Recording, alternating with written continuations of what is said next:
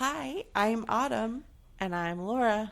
And together, we're the Boo Sisters.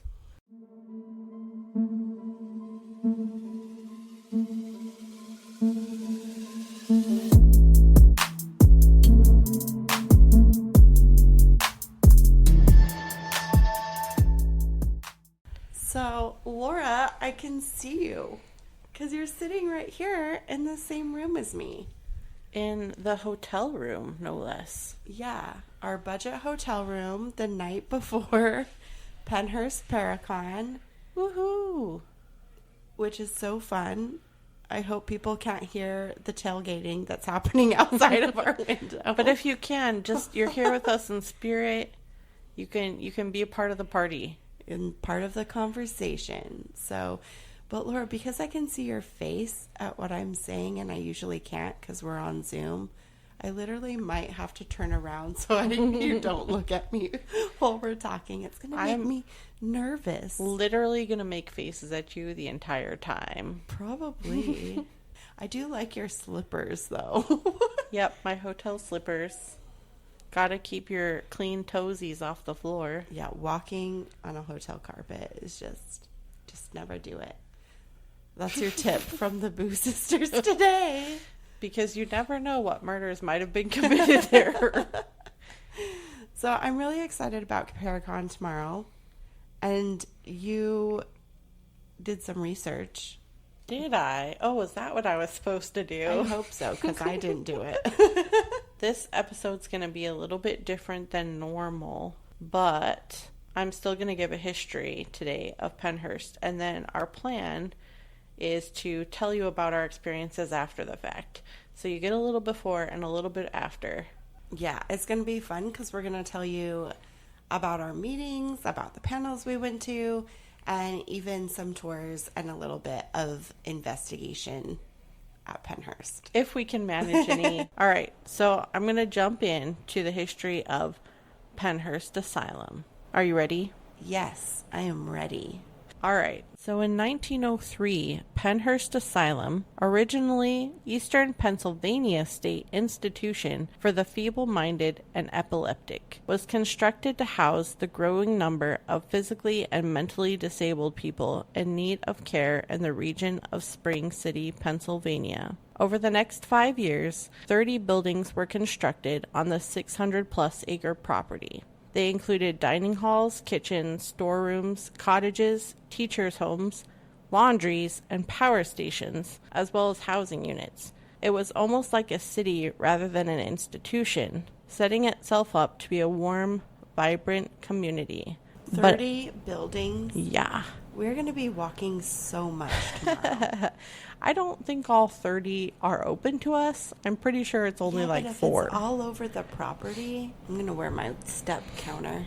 It's a good workout. And it's going to be hot, guys. It's going to be warm. It was setting itself up to be a warm and vibrant community. However, it was anything but. If you were to walk onto the campus today, you would get an entirely different vibe. The 3 to 5 story red brick and terracotta buildings were built for purpose, uniform in appearance. To walk through the buildings, you would see walls of plaster and concrete, some of them painted with bright murals, now chipping away over the years, and more recently painted with graffiti. Even 100 years ago, when it was built, you would have to travel through dense forest and a single road outside of the city to reach the grounds. Perhaps this was an attempt to keep the quote-unquote inmates, was what they called patients, out of sight. We drove through some of that today, and let me tell you, the tall trees and dense forests were both amazing and sort of intimidating. Yeah, it was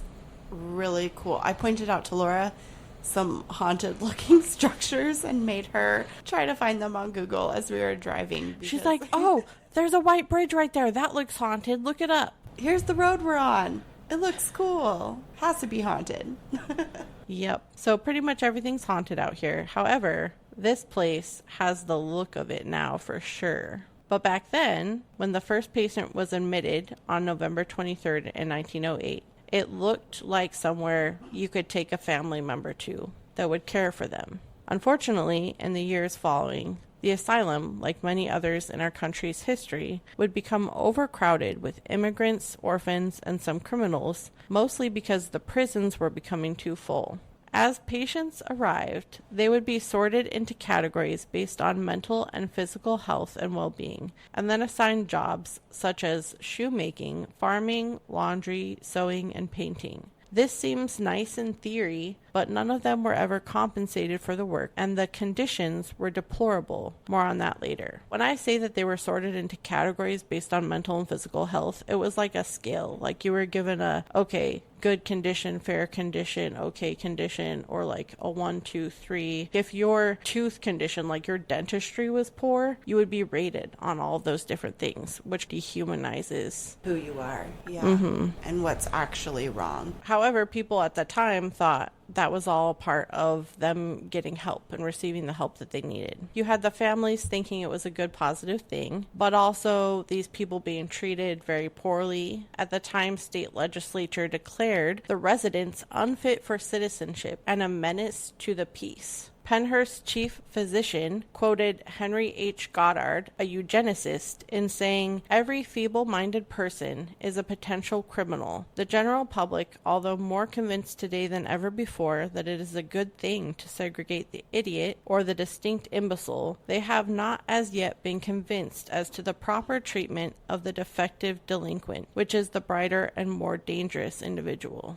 So he's basically saying if you have a mental illness, you are a bad person. That's so sad. I feel like even some people today are saying if you have a mental illness, you can never be a functioning part of society, and that's so untrue. Though the statement is heartbreaking, it gives us insight today into why residents, and especially those with the most severe disabilities, were treated so horribly. Arguably, no employee was as cruel to these people as Dr. Jesse G. Fear. I just paused on that name. I know we've heard it before because we've seen it in a Project Fear episode, and when other people have investigated, this name has come up, Dr. Fear. But it is crazy, ironic that his name was Dr. Fear and the patients actually really, truly did fear him. Yeah. So Dr. Fear utilized several horrifying punishments. One, called downgrading, was meant to offend the dignity of patients with normal or marginally subnormal IQs in wards with those who are profoundly mentally challenged, thus humbling them through pure ridicule and isolation. It would also potentially cause a regression for the purpose of, quote, calming them down. He was also known to administer drugs that would cause immense pain but no permanent injury, relishing in the torture of his patients. This reminded me of the Harry Potter Cruciatus curse.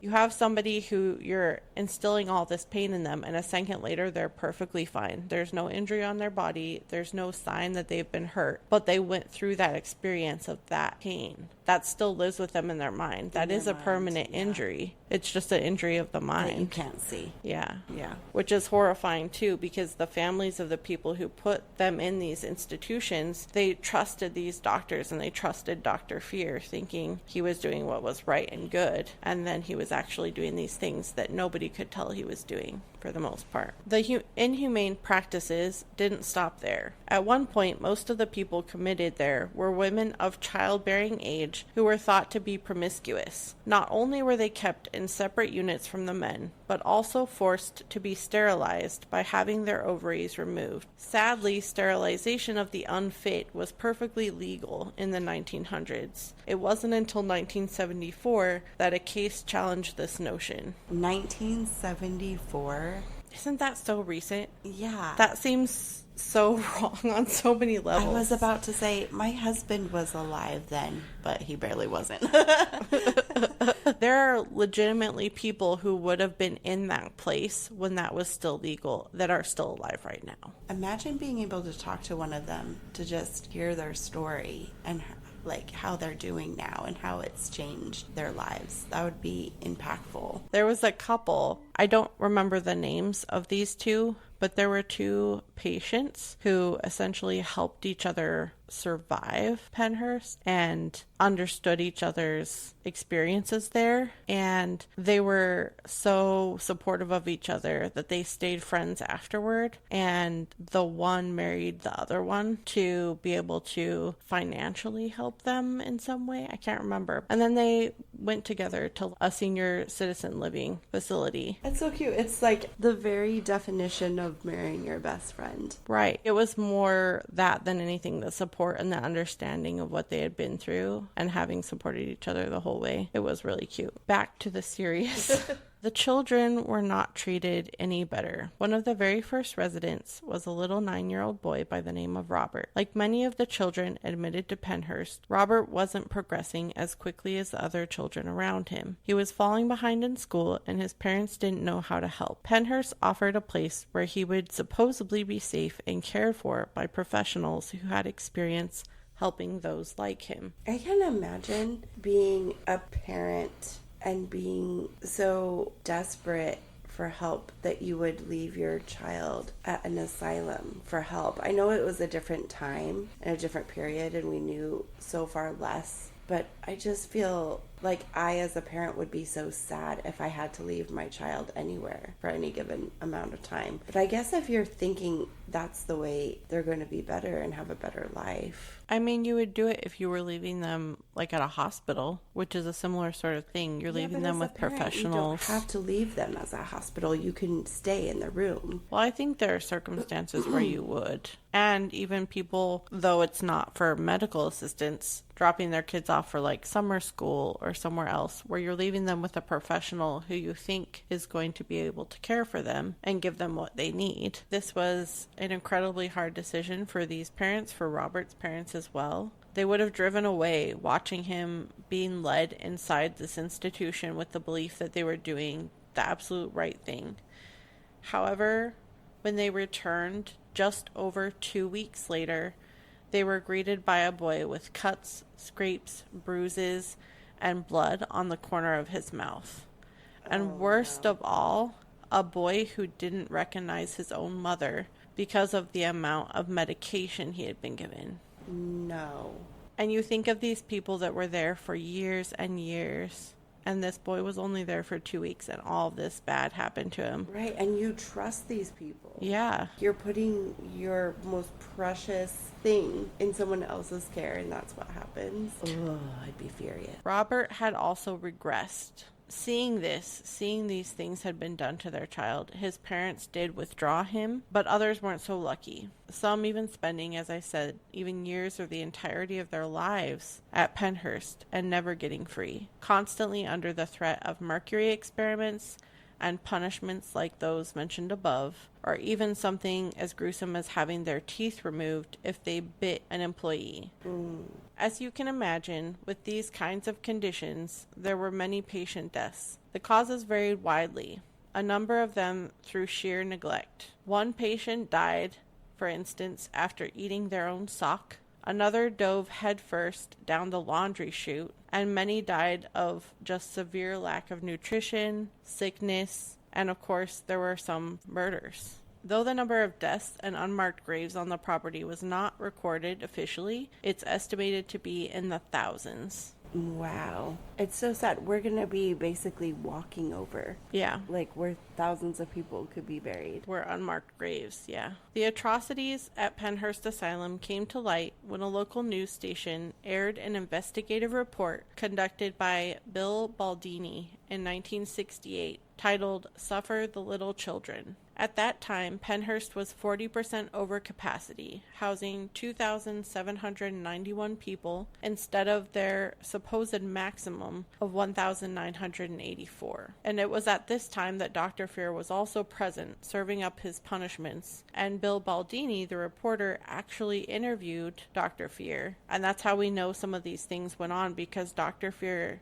pretty much spoke candidly about the things he was doing, as if they were not wrong. So Bill Baldini saw these atrocities and was just mortified but also transfixed and wanted to get this information out to people, wanted to tell people what was going on so that change could happen. And that's what his whole mission was in doing this. The deplorable crowded conditions within were exposed and led to more outrage and more people standing up for the residents. On May 30th, 1974, a class action lawsuit was filed on behalf of the current and former residents of Pennhurst Asylum. After a 32-day trial, U.S. District Court Judge Raymond J. Broderick found that Pennhurst was indeed overcrowded, understaffed, hazardous, and full of abuse. Children chained to beds to keep them still, rats in the dining halls, and more. It was deemed unfit to continue running. Now, you and I would think, unfit to continue running, clearly a bad place, bad stuff going on. But even though that lawsuit happened and it was found in the favor of patients, it wasn't until much later that it was actually shut down. So in 1981, a Time magazine article described Pennhurst as having a history of being understaffed, dirty, and violent. In 1983, 9 asylum employees were indicted on charges of physical abuse and even encouraging fights among the residents. What the heck? Why is all this? I don't understand.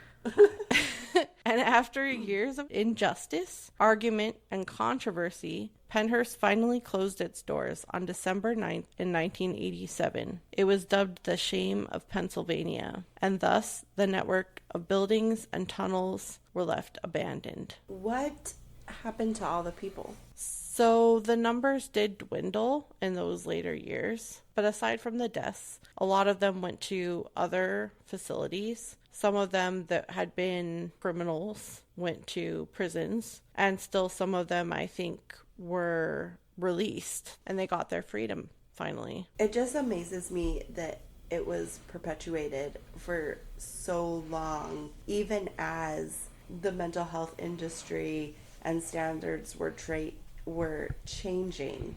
It's as if the change was happening on the outside, but it never got in. Like, oh, let's reevaluate these people. It took them closing to be like, oh, you're actually fine. Or, oh, yeah, these standards are horrible. Let's put you in a better place. Or maybe also they knew that things had to change, but nobody knew how to do it because this was a brand new problem. Like, they didn't know how to, as you just said, like, well, what's going to happen to the people? What do we do? How do we, like, change what's happening in a way that makes sense and isn't bad for everybody who's there, even worse for everybody who's there than what's happening now? That's something that we're even seeing in our country to this day with different things, is that standards change, but it takes years and years and years to implement. And something's wrong there. Like, it shouldn't take years and years and years to implement if we all are in agreement, like, oh, hey, we should be treating people better. It is a problem. So,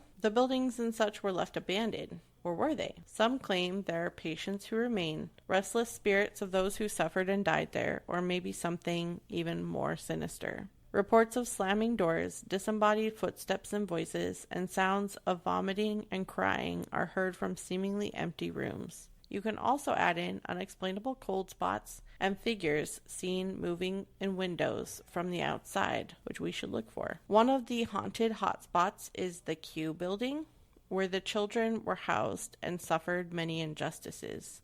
In this building, it's not unusual to hear light running footsteps, crying, and screaming. One witness decided to visit the building with friends, each of them carrying candles in silent vigil for the children. When they crossed the threshold, a sudden cold breeze rushed down the hallway, blowing out their candles and casting them into darkness, only to be followed by a child's laughter and the sense of inescapable dread and heaviness. Other witnesses have reported the apparition of a little girl roaming from room to room as if lost. The Q building is called the Quaker building, for those who might be listening and know what Quaker is versus Q. The containment wing, which remained full of gurneys and wheelchairs long after Pennhurst was shut down, is said to also be haunted by children. This is a story from a former worker when it was a haunted attraction 5 or so years ago. She says, in the admin building, in the tunnels underneath it, what is now containment, there was a long hallway that is now bunk hall. At the time, there was nothing in it, except gurneys and old wheelchairs. I was relieving someone for break, and after they left, I stood in the middle of the hallway beside a gurney, waiting for the customers to come in. It was pumped full of fog, so I could barely see, but I knew I was the only one there. Well, about 2 minutes into being alone, I feel a huge tug on the back of my shirt, enough to make me stumble back. I whipped around to see if there was anyone there, and there wasn't. When the person came back, I told her about it, and she let me know about the little girl who loves to play with people down there. I now have a tattoo in her honor. That one witness account reminded me of something that happened to our father that was a haunted experience.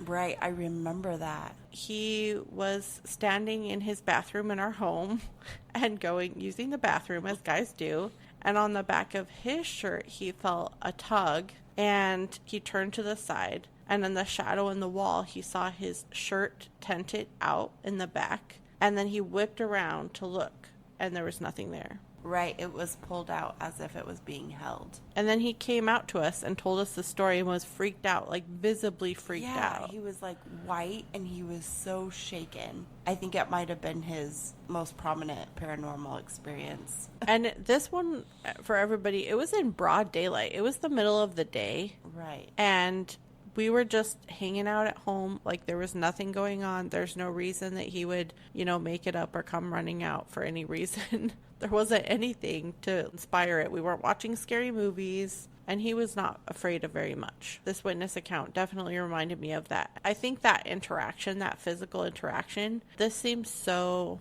in a way, polite. Oh, I'm just going to lightly, tap you, or I'm just going to tug a little bit. I don't know. It just seems very gentle. Yeah, even maybe familiar. Mm-hmm. So other spirits at Pennhurst may not be as kind. And some believe it is because there have been people who snuck into some of the abandoned buildings since it's been abandoned and performed satanic rituals, attracting something even more sinister to prey on the spirits and the living there. In the administration building, it's common to feel watched. In the day room, people have gotten scratched and doors and lockers have locked themselves. On the 3rd floor of the Mayflower building, there have been sightings of a 6'2", and I thought that was funny too, a 6'2" tall shadow figure. Like somebody got out the measuring tape and was like, that shadow figure is not just 6 foot, it is 6'2". Hang on.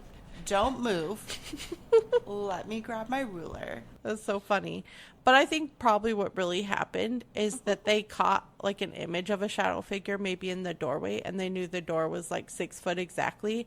Right. And then they measured, it's clearly 2 inches above the door. Yeah. But still, it's super funny to think about. That figure is said to lunge at people and even strangle them. Males also get violently sick in this building, and particularly on the 3rd floor. In the basement of the Mayflower building, it's known as King's Lair, for a spirit of an abusive maintenance man who calls himself king and preys on the living, touching people and causing them to feel as if they're choking. In the Devon building, which was once patient dorms, there have been strong EVPs, whistling, screams, and more. The rec room of the building, known as Candyland, for the painted imagery on its walls, now houses what some believe to be a much darker entity that was brought to Pennhurst. But the Philadelphia building is perhaps the most violent of all, so much so that it has been shut down to tours completely. People have reported getting hit there and even receiving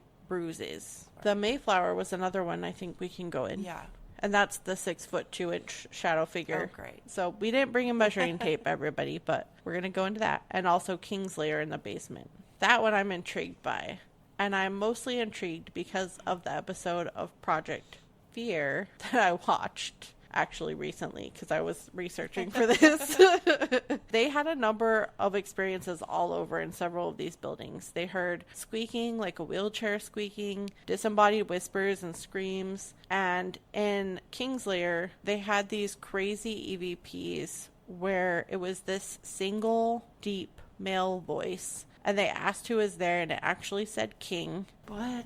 On an EVP? No, it was on the spirit box. Okay, spirit box. Yeah, on the spirit box. It said several things, like, I'm going to get more violent, and something else. And then they said that it felt like something sat next to them on the bench that they were on. Oh, I remember this episode. And it was super crazy that they got this singular voice over these radio signals. You should not be getting one voice ever over these frequencies or a sentence. Like, that's what makes it paranormal. I invite everybody to go watch that. It's pretty convincing. They also experienced cold pockets so intense that they could see their breath. And they also used a PS device for responses, which is a polterscript device. And it's sort of like a spirit box, but it takes the text from various environmental signals and translates it to voice. And the replies were so direct and in keeping with the conversation that it's just way improbable that it was random.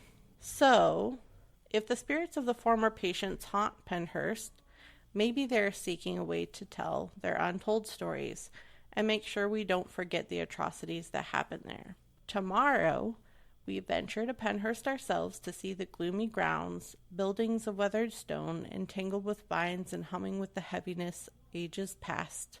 But, Autumn, for the sake of science, before we see or feel anything ourselves, I thought it would be cool to ask you now, what would you rate it on the boo scale? Because I'm going to ask you this then again later after we're there. I've seen a lot of investigations there, and I do feel like it is a very creepy place.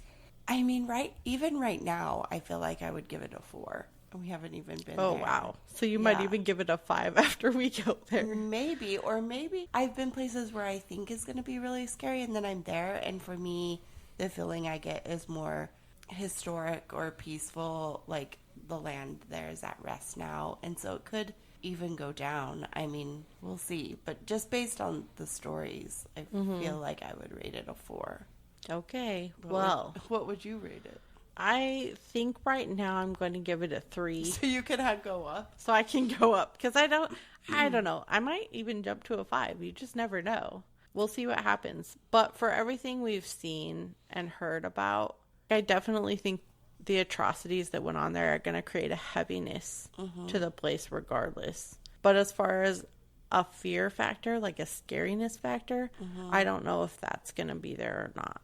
Yeah, we'll see when we go. But I'm really glad that we recorded tonight and you shared that history with me, because I'm even more excited just to go. I know. As we walk through the halls and we're like, oh, there's that room, or there's like, here's all the history we know about it. It's gonna be really cool going in. I love just history in general, as everyone knows. So I'm just excited to go for the historicness of it also. So it's gonna be a good time. So next time you hear from us, we'll have been there and we'll be able to tell you more.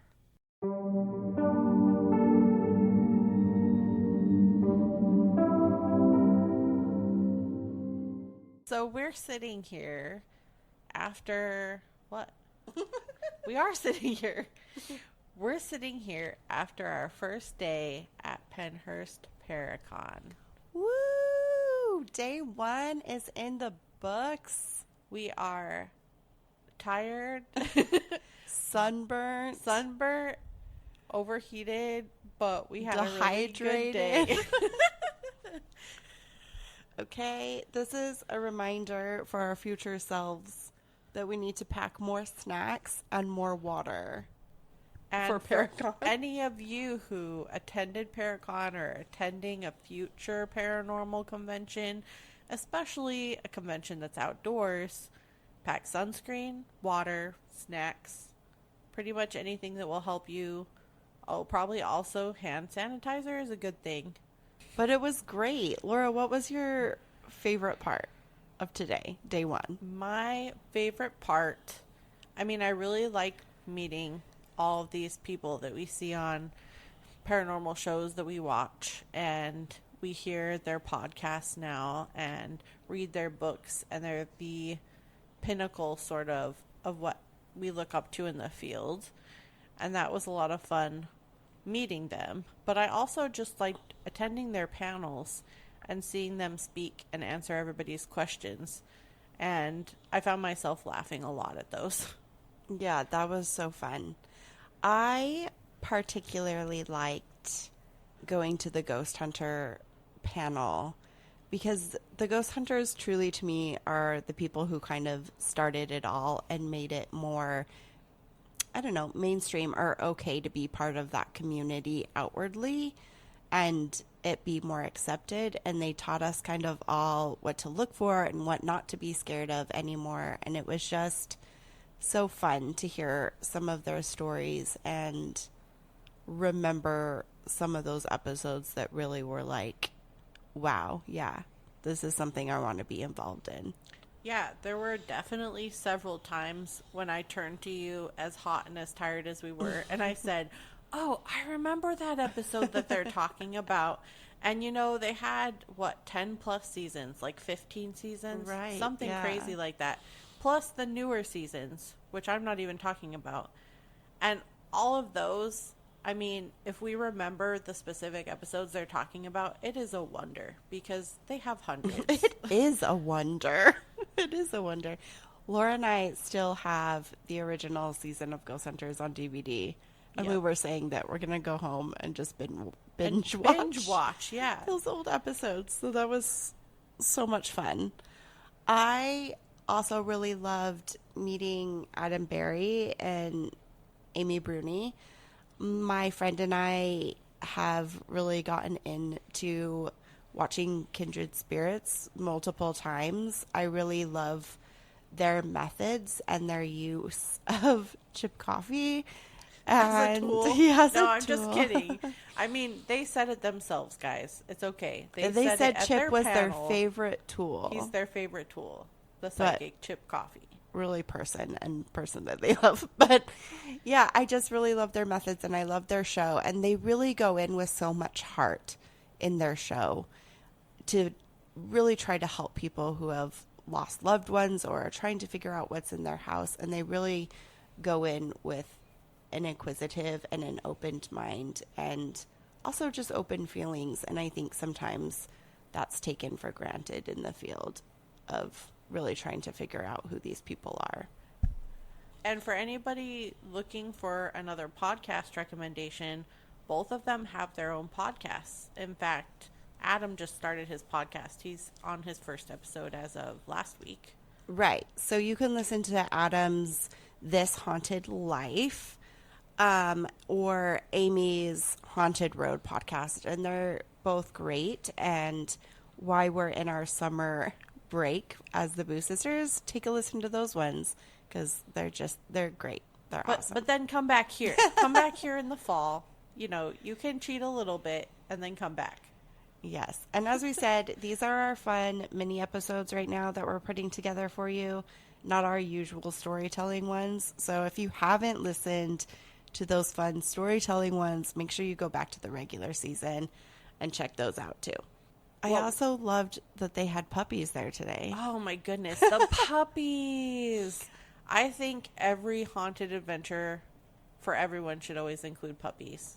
And it was great to see that some of them were actually getting adopted. People were like taking them home and it was so sweet. Right. It was amazing. We would take them home if we didn't already have puppies and families, and for me personally, not live anywhere near here. Right. I'm kind of like, well, even with us right now, I'm like, what do we bring them back to the hotel and then we go home in a couple of days? See like how that? far we thought through on this plan. We're like, how do we get these how puppies would we home? get a puppy adopted and brought home feasibly? So that was pretty fun. And all the merch and creators there were also fun to talk to. I love the purses, and there were several stained glass artists. I think stained glass art is amazing. That's something I know nothing about, but I wanted to take home several of those pieces. And the jewelry, I love Moxie Malice, is one of my favorite jewelry creators. I have several of her bracelets, and we got several more, actually. We're probably going to get more tomorrow. And we got to meet Project Fear today, and that was fun. Those personalities are always so fun, and they're so friendly, and they really just love the people. So insert that boinging noise here. Their intro. Yeah, their intro boing. Tomorrow, our plan is to meet a few more personalities, a few more people in the community, and to investigate the buildings and walk through them ourselves. I'm pretty stoked about that because going through the buildings that we just did today briefly, they were so cool, so full of people, but the buildings that we're going to explore tomorrow, including the tunnels, I think are going to be a little less dense of people. So There is something I didn't mention to you today. oh, okay. So when first walking into the very first building we entered, which was the Devon building, Yeah. for the most part, the first room or two rooms that you walk into were almost completely empty of people because we got in so early. I got a feeling right away when entering the building. Really? Yeah, I did. And it Of, was like- sort of like a lightheaded feeling, like Oh, being it's hit by like a weird. wall of, I don't know, I wouldn't call it energy, but just like a different atmosphere outside than inside the building. And not because of the heat either, because this morning it was actually quite cool. It was much Right. cooler than it was. That's later in the interesting. day. I think I was too focused on where we were going or where we were supposed to be to really pay attention to that. But I feel like tomorrow I really need to tap into that, into the buildings that we're going to be going into, because I think listening to your senses is one of the most important parts of investigating. So that's cool. That's cool that you had that sensation. Yeah, I kind of, like, it made me stop and think, oh, wait, this is why we're here. Like, yes, we're here to meet people. Yes, we're here to, you know, be a part of the community. But it's on this site. It's at Pennhurst for a reason. Yeah, you know what really hit me is that out where the vendors are located, there is an ancient, like, jungle gym, metal jungle gym, and metal slide. And I was just staring at those playground pieces, just thinking, like, oh, right, this place also held so many children, too. And this was probably the part of the day that they looked forward to most, was right here on this playground that I'm True. standing Yeah. in. Like, this was probably, because I just know my own kids, you know, recess is Recess their is the best favorite class, part. yeah. And I'm sure it was them for them too, right? They're going through all of these different treatments and people talking to them and medication and being locked in cages and all the things that you explained to us before. And then at some point they get to go out and just be kids and have fun on this jungle gym. And I felt like that was really heavy to me, being just right there. And I feel like if there wasn't all the people surrounding there, I just feel like there could be presence right there, because that would be the happiest part of their day. It would be filled with emotion, and a positive emotion, unlike the rest of the buildings. The idea of that's really nice, and I hope that they did enjoy it and they did use it. But I also wonder, from all the stories that I read and everything I already told you, how often they actually got to use it, because they were so understaffed. Right. And that probably didn't happen all that often. They probably intended it to happen more than it did. Like, this was our plan and it didn't. Yeah, like, Well, we then, put this in place. I mean, let's just say it happened once or twice a week, a Yeah. month even. And it was It enough. would still Yeah. be the happiest part Right. of their childhood, honestly. Like, oh my goodness, we're getting to go outside. That's amazing. I'm so excited. We get to swing on these monkey bars and go down this slide. I don't care if the metal is going to burn my butt. I remember that. We should take a picture of it tomorrow and put it up on the site for this episode. If you haven't already looked at those, check out our social while you're listening to our stories. Yeah, that would be great. I think that pretty Day much covers one closed. it. Yeah. And we'll be back for Act 2 tomorrow after the final day.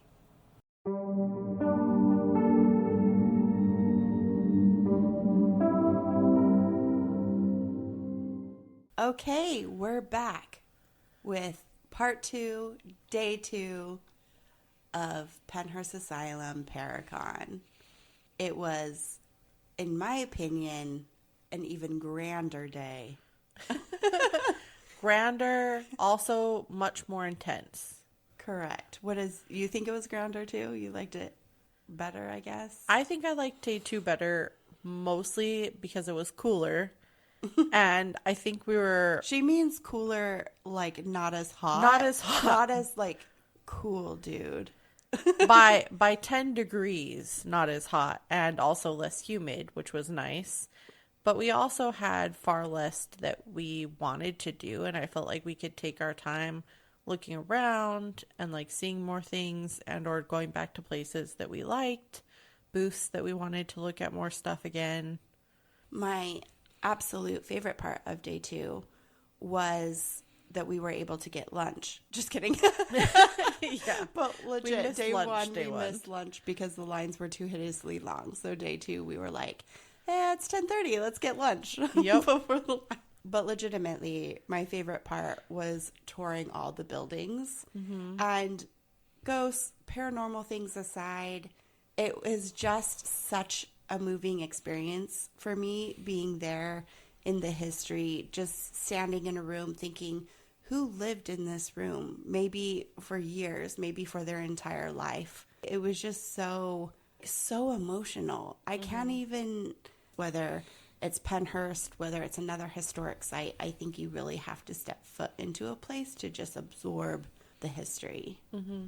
I found myself walking into rooms, and even just something as simple as walking into a room that used to be most likely a dormitory and looking out the window and thinking, this is what somebody who lived there saw out their window day to day and what they experienced of the outside world, because for the most part they didn't go anywhere and do anything, and just feeling that level of, I don't know, sadness for them and the lives that they missed out on. And that was a lot to take in.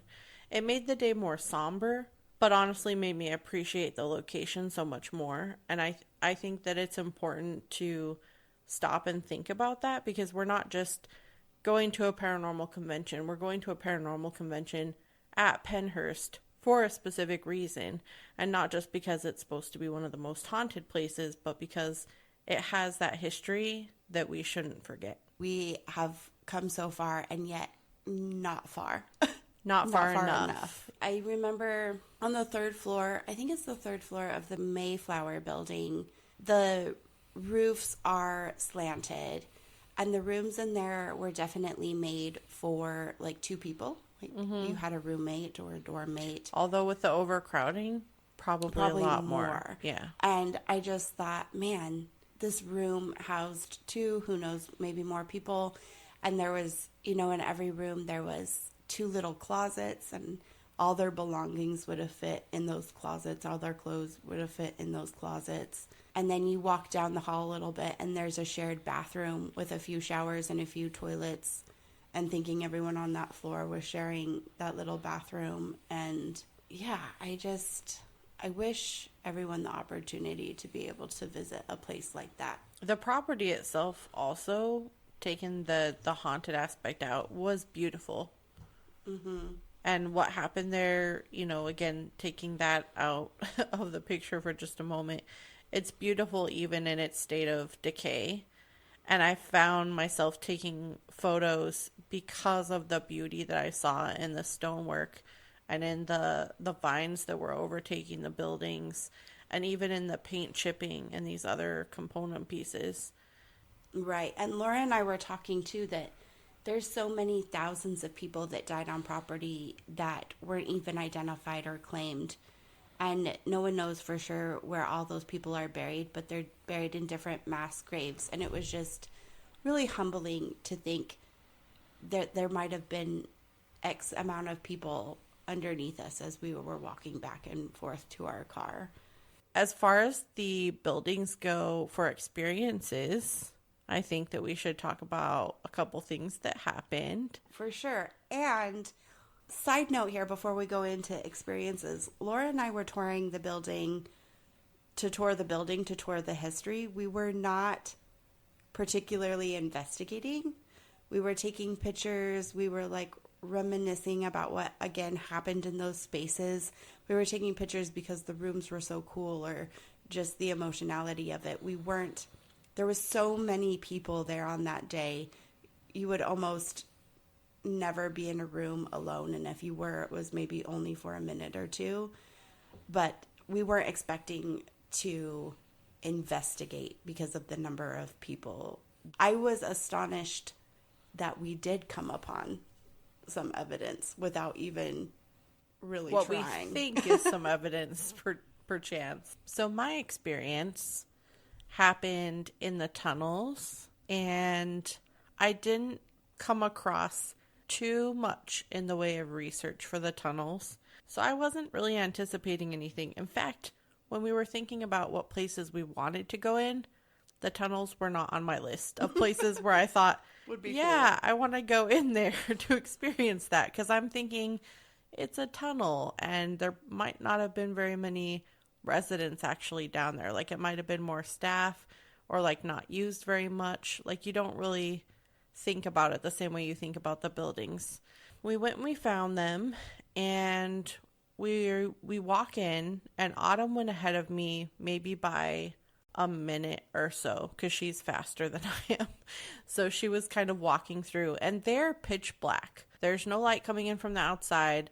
There's only the exit light that's red when you come in the door. And then as soon as you get down the hallway and you make the first turn, there is almost zero light. And other people's flashlights, because they, of course, cannot see either. So everyone's using their little tiny their cell phones. Yeah. To, like, try not to run into a wall. Right. So it wasn't really scary. It wasn't eerie. There wasn't a time in which I felt like I was in danger or anything like that.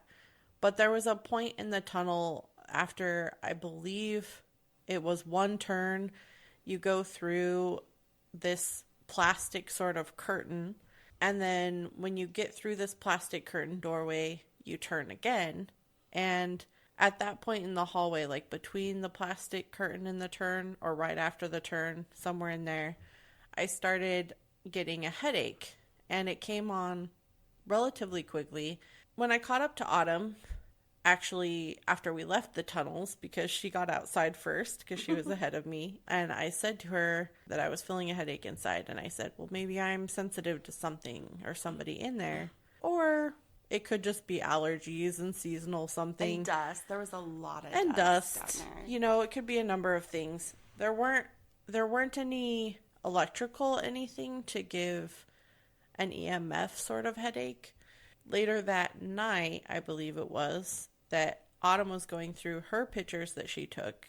Right there where I started feeling my headache was a sort of shadow figure, but more white in color. Right. I always snap a few pictures in the same spot just in case. And the photo after and the photo before just look like a normal tunnel. Nothing out of the ordinary. And then the one right in the middle definitely has some kind of white form or white mist in the middle, which is unusual because we've caught orbs before, but this was definitely not one of those. It was something different.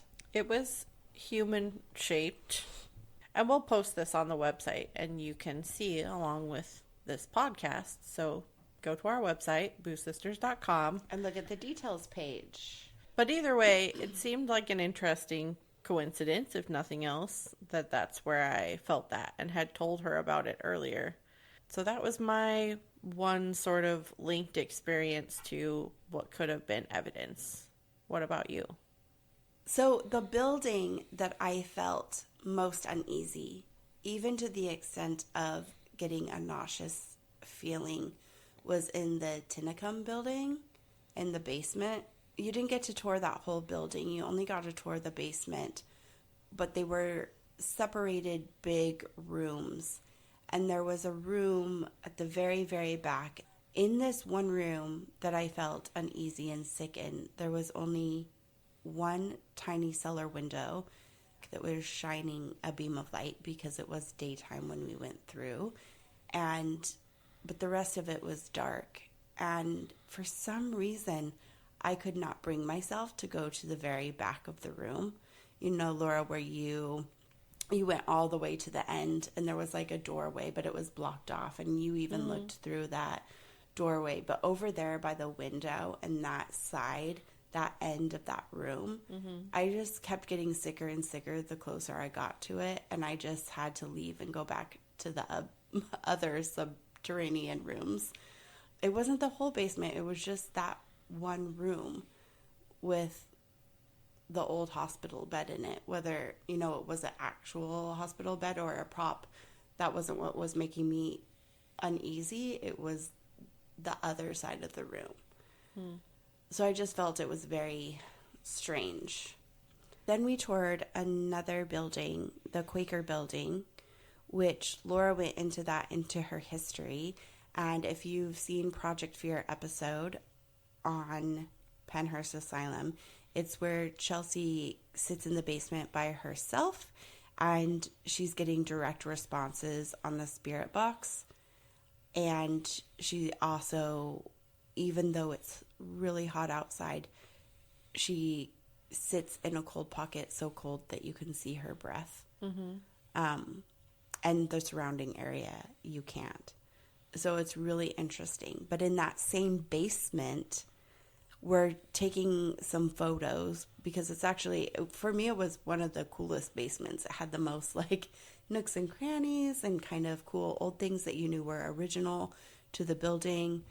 And it was really fun. And Lora took my picture near the entrance to the basement by some like Christmas or string lights that they had hung up just to give the room some light, because otherwise it would have been really just pitch dark. some simple bulb lights. Right. They were just a simple white or maybe slightly yellow light, which is important for the next aspect of the story. We're not simply explaining the color of the light for no reason. I was like, "Oh, Lora, take my picture here," because it's just like pretty lights in this old brick facade behind me. And she takes my picture. And later again that night when we were reviewing and just looking at photos mainly for fun, she comes across that photo and there's a blue shiny glowy thingy. Okay, I'll jump in here. So there's what appears to be something like a blue glowing orb. Now it gives off, in my opinion, it gives off its own light, which makes it different than, say, a dust speck that would just be reflective. It looks like it's actually glowing, like it's giving its own light. Right, and what's more is I've never seen an orb like this that's so brightly blue. And my first thought was something like, oh, it's reflecting off the lanyard metal, reflecting the flash or something like that. But Lora wasn't using a flash. We were doing night mode, first of all. Second of all, the lanyard, after closer inspection, is a black plastic. It's not metal at all. And I wasn't wearing any clothes with any type of metal buttons. No, I just wasn't wearing any clothes. That's if what you I want to heard see first. the picture, you should go to our social media page. If you want to see the picture, we're starting a Patreon. No, I'm just kidding. But it's so interesting. And then she again takes multiple pictures in a row, just like me. And in the next photo, the orb has moved to a different location. It starts a little bit up higher on your chest, like where a lanyard badge would be. And you can actually see the words on the badge were VIP and then something underneath it. You can see those words under where this glowing orb is. And then in the next shot, it appears to move not only to one side of where it was, but also down. So in a diagonal sort of pattern. Right, like it's moving. And it looks also like it kind of changes shape. It's a little glowing blue line, but the line itself almost appears to go from something more straight to like a tilted line that's a little bit curved in the next one. So interesting. So we posted this picture of me a few days ago on social media, and we're going to post it on the episode detail page. So you can see it right now if you go to our Facebook or Instagram page. And again, we'd love to know your feedback, because if we caught something, that's awesome. But if anyone knows more than us, we would love to be educated. Yes, what makes a glowing blue orb that's giving off its own light that isn't a ghost? Are there options? So now that we have been in person to Pennhurst, Autumn, I ask you again, what is your boo scale rating of Pennhurst Asylum? So this may come as a shocker, but I'm going to drop it to 3. I just feel Like the experience as a whole for me was really emotionally moving, but I feel like any feelings I had or entities we may have encountered weren't menacing, but reminiscent of the history there, and if anything, were maybe more sad. I just felt moved and like I wanted to learn more and like I want to continue making progress in mental health in our nation. I feel like a lot of times TV and stuff can be sensationalized, even just with background music, right? Can be making it more dramatic or more scary. And because I had seen so many investigations at Pennhurst that were dramatically filmed, that was my impression where I came to a 4 because it did seem scary. But being there in person, it was just a really moving, beautiful experience. And I wasn't scared. I am going to retain my original boost skill rating of 3. I think that it's really hard to go into a place that is that level of crowded and determine how afraid you might be to investigate or to go there on your own, because I never ever felt alone. The most alone I felt was if I walked into a room by myself for the 2 minutes that I was in there before walking into a hallway that probably had a good 15 people in it with 12 people in the next 3 rooms. I could definitely see myself, if I were investigating alone, say in the tunnels, right, where I got the headache. If I walked down the tunnels by myself at night with nobody else in there, I can definitely see myself being more afraid, especially after having the experience and you taking that photo. And I think the same is true of any of the buildings that I think you would get more interaction. Potentially some of that could be scary because of the setting, more scary because of the setting when you're not with a bunch of people. So I don't really want to change it. I do think that I have a better understanding now of the full spectrum of what happened there and the heaviness that we both felt in the place. But that doesn't mean that there's not something also darker there or that there aren't scary things that happen there haunt-wise. Lurking there. Yeah. Right. Laura and I actually have been discussing maybe we should go on an overnight investigation there, which Pennhurst does allow. So we've been talking about that. And I do think if we did that, it could be like a 3-parter, like another mini episode about our experience. And maybe then after being there in a building alone, essentially investigating at night, our boot rating might change. So I think it was the setting that potentially dropped it. But so if you want to see us investigate, it could be a part of our haunted road trip. And now that we've reached 1,000 downloads or more on a single episode, we are starting to plan that road trip out. We could potentially include Pennhurst as one of those locations, and we could really use your help in supporting our trip that we're going to take. So if you'd like to help us out by donating, we'd sure appreciate it if you go to our support page on our website, boostsisters.com. And if you can't, that's okay too. We love you to just listen and support us that way. And subscribe. Hit those subscribe buttons. In conclusion, Pennhurst was really an amazing experience. I highly recommend it. Pennhurst Paracon overall was a great experience. The heat made it a little hard the first day, but we enjoyed meeting people. The artists were great. You're right. And on the second day, we got to meet some of our favorite other people. Josh Gates was awesome.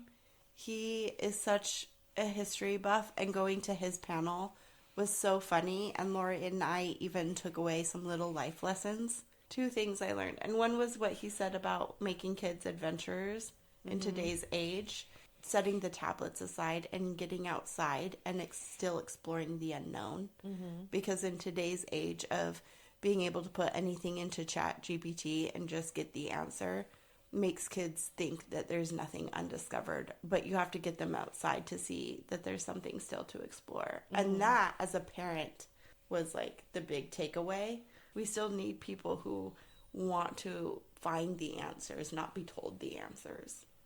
And for me, my biggest takeaway from Josh Gates specifically in his panel was that you should make yourself uncomfortable on purpose when you travel and when you explore, because that's how you learn and you grow and you have the best, most vivid memories of wherever you end up. It's not really the trips that you plan out and you play it safe that you have the best memories. It's the trips where you do something a little bit outside your comfort zone.